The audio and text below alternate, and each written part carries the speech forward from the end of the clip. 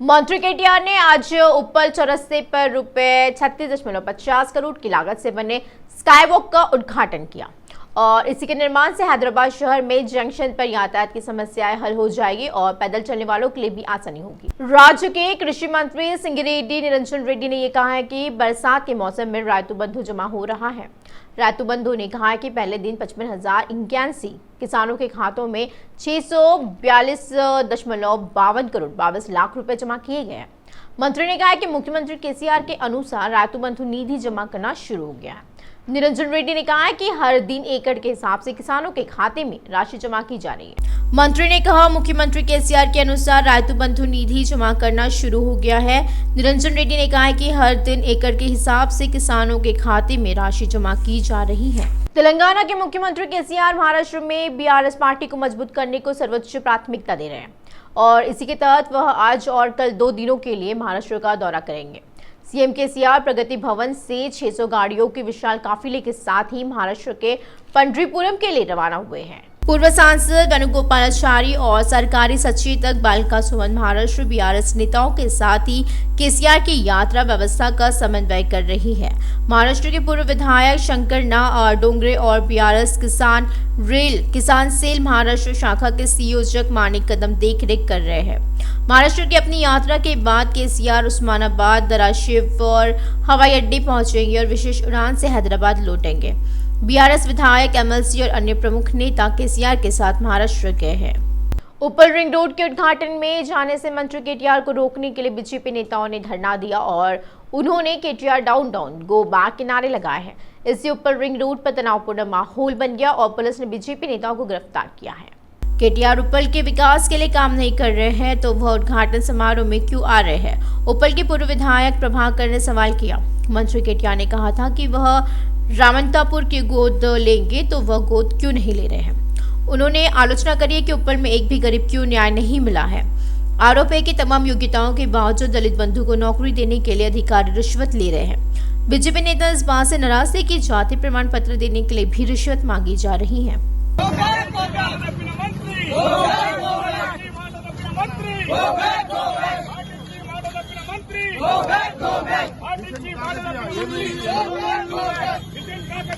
BRS से निर्वासित नेता पोंगुलेटी श्रीनिवास रेड्डी, जुपल्ली कृष्ण राव आज दिल्ली में कांग्रेस नेताओं से मुलाकात करेंगे।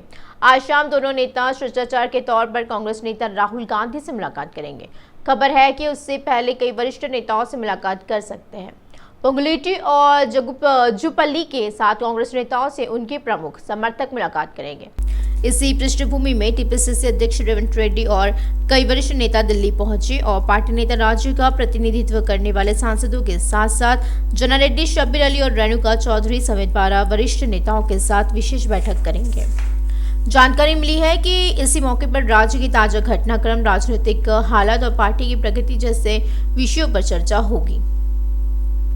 इसी बीच खम्मम के पूर्व सांसद पोंगुलेटी श्रीनिवास रेड्डी, जिन्होंने कांग्रेस में शामिल होने का फैसला किया है, अपने समर्थकों के साथ रविवार रात दिल्ली पहुंचे। पूर्व मंत्री Jupally Krishna Rao, BRS MLC Kuchkulla Damodar Reddy, BRS नेता और पूर्व विधायक गुरुनाथ रेड्डी के साथ एआईसीसी अध्यक्ष मल्लिकार्जुन खड़गे और पार्टी सुप्रीमो राहुल गांधी से मुलाकात करेंगे। कांग्रेस विधायक जग्गा रेड्डी ने दिल्ली कुछ किया है। हाईकमान का फोन आने के बाद वह राजधानी एक्सप्रेस से दिल्ली के लिए रवाना हो गए। कल राहुल गांधी तेलंगाना कांग्रेस के प्रमुख नेताओं के साथ खास बैठक करेंगे। नेताओं के साथ आम चुनाव और समावेशन पर चर्चा करी जाएगी और इसी तरह शामिल किए जाने पर भी आपत्तियां प्राप्त की जाएगी। सभी नेताओं की राय के मुताबिक शामिल करने और टिकट बांटने के लिए एक सूची भी तैयार की जा रही है। और देखा जाए तो इसी बीच बीआरएस के असंतुष्ट और बागी नेता पोंगुलेटी श्रीनिवास रेड्डी और जुपल्ली कृष्ण राव आज कांग्रेस नेताओं से मुलाकात करेंगे। खासतौर पर राहुल गांधी पार्टी अध्यक्ष मल्लिकार्जुन खड़गे से मुलाकात करेंगे। बैठक दोपहर 3 बजे के बाद होगी। दोनों का कहना है कि इसी के बाद ही वे पार्टी में शामिल होने पर अंतिम फैसला लेंगे। मारवाड़ी समाज के तत्वाधान में हैदराबाद के बेगम बाजार में भव्य रूप से कलश यात्रा निकाली गई।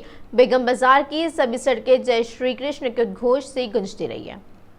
सिखवाड़ प्रगति समाज के तत्वाधान में श्री राधाकृष्ण वेद माता गायत्री श्रृंग ऋषि महाराज की प्रतिमाओं का प्राण प्रतिष्ठा महोत्सव आयोजित किया गया। इसी अवसर पर मारवाड़ी महिलाओं ने बड़ी संख्या में विशाल कलश यात्रा का आयोजन किया। बेगम बाजार की गलियों में बैंडबाजी के साथ शानदार तरीके से शोभा यात्रा निकाली गई। इसी शोभा यात्रा पर कदम कदम पर स्वागत मंचों से पुष्प वर्षा की गई है। बेगम बाजार का पूरा इलाका आध्यात्मिक माहौल में डूबा हुआ था। भगवान कृष्ण व गोपियों के वेश में नृत्य विशेष रूप से प्रभावशाली था।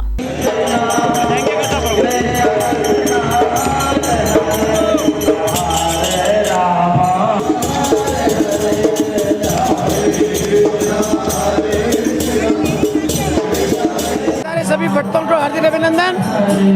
इस पूरे कार्यक्रम का आयोजन मोतीलाल तिवारी, विष्णु गोपाल तिवारी व उनके परिवार द्वारा किया गया। भव्य राधा कृष्ण का मंदिर बनाया गया। उसकी प्राण प्रतिष्ठा 28 तारीख को है।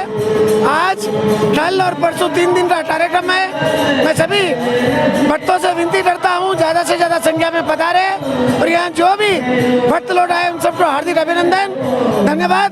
जय श्री कृष्णा, जय तेलंगाना। तेलंगाना के मुख्य सचिव जयेश रंजन ने 5 और 6 अगस्त को सिंगापुर में होने वाली पहली विश्व तेलुगु आईटी कांग्रेस में दुनिया भर से तेलुगु टेक्नोक्रेट्स से बड़े पैमाने पर उपस्थिति का आह्वान किया है।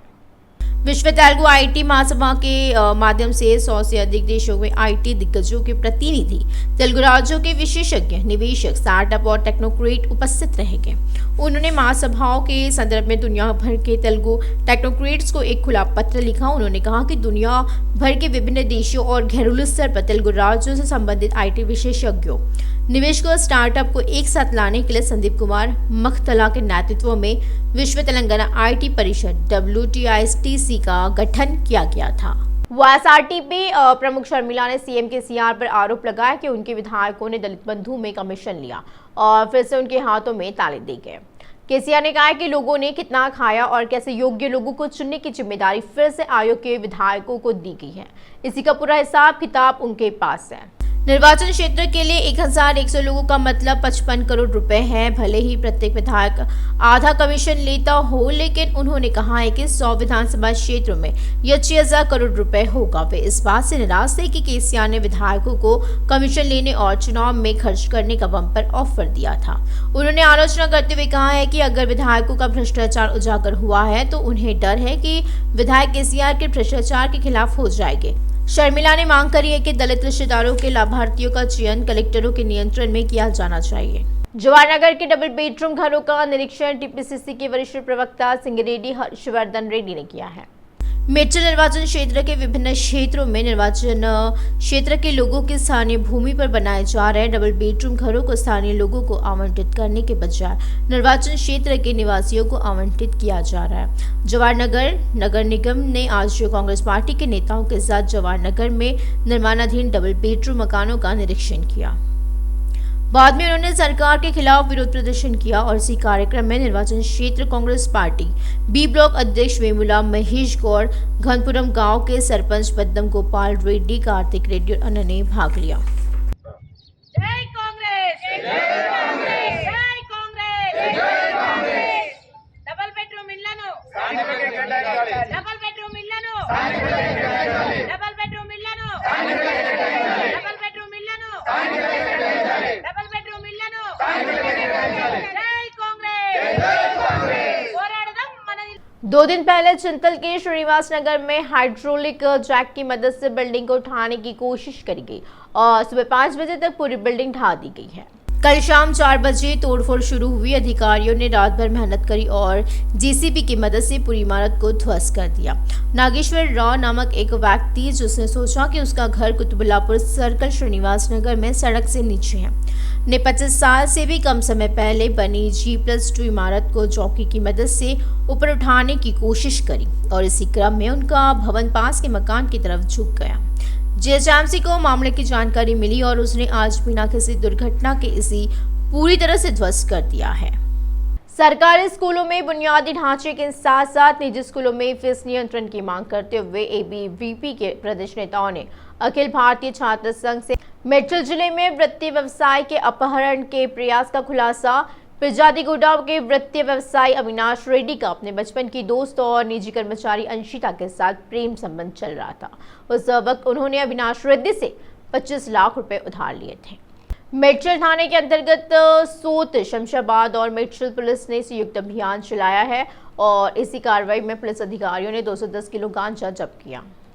गांजा के साथ एक किया कार और एक मोबाइल जब्त किया गया। पुलिस ने किया कार के ड्राइवर तिरुपति को गिरफ्तार कर लिया।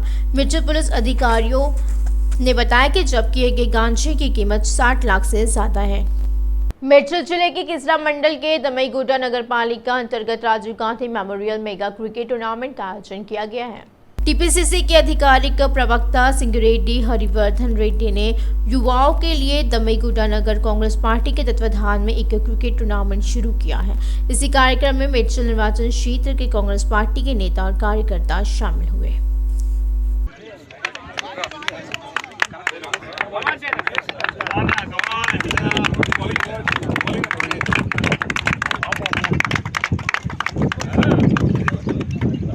टीएसआरटीसी के एमडी सज्जनार ने कहा है कि सड़क दुर्घटनाएं पैदल यात्रियों की लापरवाही के कारण होती है।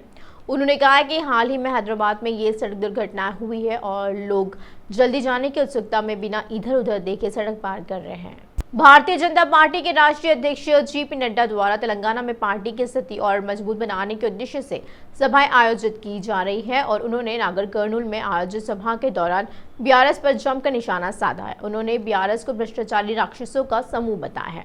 राज्य में जन और किसान विरोधी केसीआर के नेतृत्व में बनी सरकार को उखाड़ फेंकने का आह्वान लोगों ने किया है। जेपी नड्डा ने कहा, भाजपा ही लोगों के कल्याण और राज्य के विकास हेतु काम कर रही है। लोगों को विभिन्न योजनाओं के माध्यम से केंद्र ने लाभ पहुंचाया है। बीते 9 सालों में राज्य का विकास केंद्र से ही संभव हो सका है। प्रधानमंत्री नरेंद्र मोदी को दुनिया अन्य देश भी हीरो कहकर संबोधित कर रहे हैं। इससे आगे भी केंद्र तेलंगाना के विकास के लिए प्रतिबद्ध है। पिछले 9 सालों में केंद्र द्वारा किए गए कार्यों के चलते राज्य में अगले चुनाव में बीजेपी भारी मतों से जीत हासिल करेगी व सत्तारूढ़ होगी। बीजेपी के सत्ता में आते ही तेलंगाना सरकार द्वारा अमल में लाए गए धरनी पोर्टल को हटाया जाएगा। हालांकि पोर्टल से राज्य के किसान परेशान हो रहे हैं। उन्होंने कहा, केसीआर ने स्वर्णिम तेलंगाना के नाम पर अपने परिवार को स्वर्णिम बनाया है। अपने ही परिवार का भरपूर विकास व कल्याण किया है। पार्टी का नाम बदलने और राष्ट्रीय स्तर की बनाने को गुणवत्ता नहीं बदलेगी। बीआरएस का लॉन्ग फॉर्म भ्रष्ट राक्षसों का समूह है। केवल भाजपा ही लोगों के लिए काम कर रहा है। जेपी नड्डा ने केसीआर सरकार पर राज्य में पीएम आवास योजना के तहत स्वीकृत घरों में भ्रष्टाचार का आरोप लगाया। तेलंगाना राज्य का गठन कई शहीदों के त्याग व बलिदान के चलते हुआ है।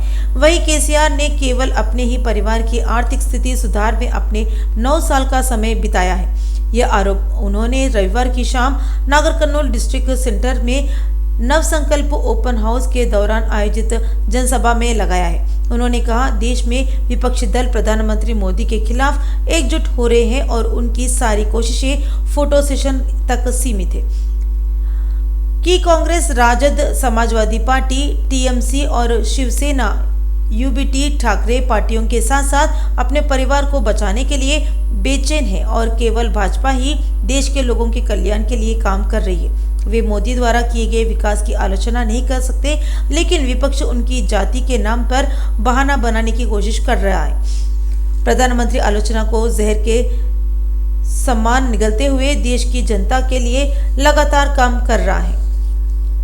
नड्डा ने कहा, कोरोना संकट और यूक्रेन युद्ध से उबरने के बाद मोदी ने दूरदर्शिता से देश की अर्थव्यवस्था को मजबूत किया है। दुनिया में 10वें स्थान पर रहने वाले देश की अर्थव्यवस्था आज 5वें स्थान पर है। मोदी सरकार की योजनाओं के कारण देश में गरीबी जो पहले 88% थी वह घटकर 10% रह गई है। पहले 97% मोबाइल फोन विदेश से आयात होते थे, लेकिन अब 97% फोन देश में ही बचे।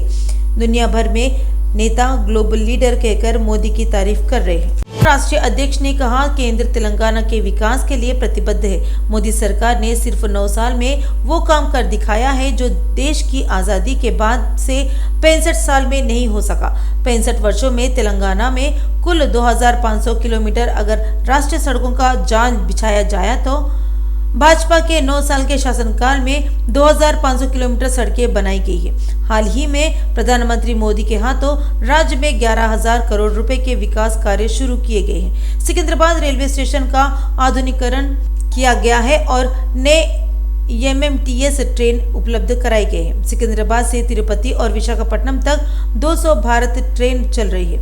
राज्य को हैदराबाद, नलगोंडा, हैदराबाद वरंगल औद्योगिक गलियारों और मेगा टेक्सटाइल पार्क को मंजूरी दी गई है। रामप्पा मंदिर को यूनेस्को से मान्यता दिलाने के लिए केंद्र सरकार ने पहल की है। उनकी सरकार तेलंगाना के विकास के लिए ईमानदारी से काम कर रही है। भाजपा के प्रदेश अध्यक्ष बंडी संजय ने कहा, जेपी नड्डा एक ऐसे नायक है जिन्होंने 15 साल की उम्र में देश में आपातकाल के खिलाफ लड़ाई लड़ी। कांग्रेस मुक्त भारत के नाम पर संघर्ष कर भाजपा को हर कोने में शामिल कर विश्व का एक ताकतवर पार्टी बना दिया है। पूर्व में अध्यक्ष रहे सम्मान्य जी किशन रेड्डी जी, हमारे इस क्लस्टर के इंचार्ज और भारत सरकार में मंत्री महेंद्र नाथ पांडे जी, हमारे सह प्रभारी अरविंद मेनन जी, सुधाकर राव जी, हमारे राष्ट्रीय उपाध्यक्षा बहन डीके अरुणा जी,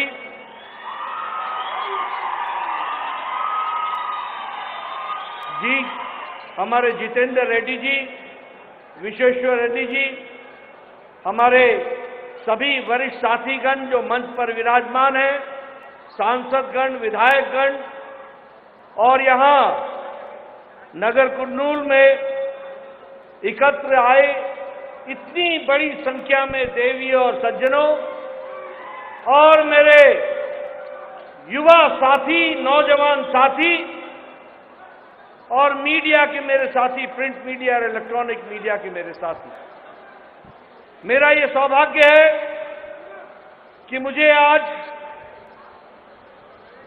नगर कुर्नूल में इस जनसभा में, जहां 9 वर्ष मोदी जी के नेतृत्व में सेवा, सुशासन और गरीब कल्याण के लिए काम में जुटे हुए हैं, उसकी चर्चा करने के लिए आया हूं।